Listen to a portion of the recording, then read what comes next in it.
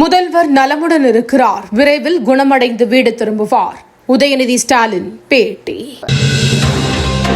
உங்களுடன் ஸ்டாலின் மருத்துவமனையில் இருந்தபடி முதலமைச்சர் ஆலோசனை. தக்காளி விலை கிடுகிடு உயர்வு, இல்லத்தரசிகள் அதிர்ச்சி. மீண்டும் உயர்ந்த தங்கம் விலை, நகை பிரியர்கள் கவலை. TNPSC குரூப் 4 தேர்வை ரத்து செய்ய வேண்டும், EPS வலியுறுத்தல். வேறு வழியின்றி பாஜகவுடன் EPS கூட்டணி, செல்வ பெருந்தகை கருத்து.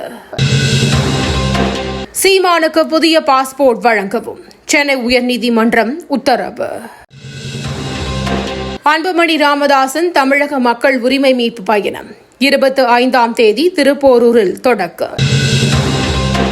2026 தேர்தலில் விஜய் தலைமையில் தாவேகா வெற்றி பெறும், தமிழக வெற்றிக் கழகம் உறுதி. நாடாளுமன்ற வளாகத்தில் எதிர்க்கட்சி எம்பிகள் போராட்டம், பீகார் வாக்காளர் பட்டியல் சிறப்பு திருத்தத்தை கைவிடக் கோரி முழக்கம். குடியரசு துணைத் தலைவர் ஜெகதீப் தன்கர் ராஜினாமா, கோரிக்கையை ஏற்றார் குடியரசுத் தலைவர் முர்மு. திருவனந்தபுரத்தில் அவசரமாக தரையிறங்கிய பிரிட்டன் போர் விமானம் F-35 கோளாறு சரி செய்யப்பட்டு 38 நாட்களுக்கு பிறகு புறப்பட்டது.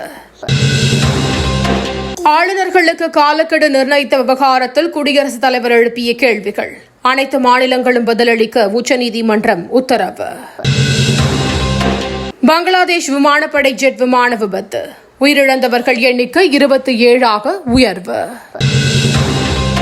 தேனி, தென்காசி உள்ளிட்ட மாவட்டங்களில் இன்று மழைக்கு வாய்ப்பு, வானிலை மையம் தகவல்.